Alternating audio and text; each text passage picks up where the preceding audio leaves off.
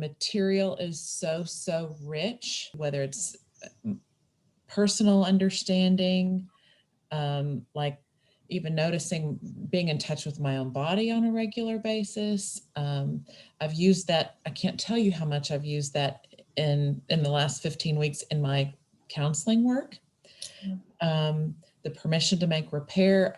I do a lot of couples work. So the control has also been something. I'll point people to horses that have no interest in doing this kind of work and describe what that's like. And so that's been really helpful. With my relationship with my own horse, I had no idea all the things I was missing that she's been telling me.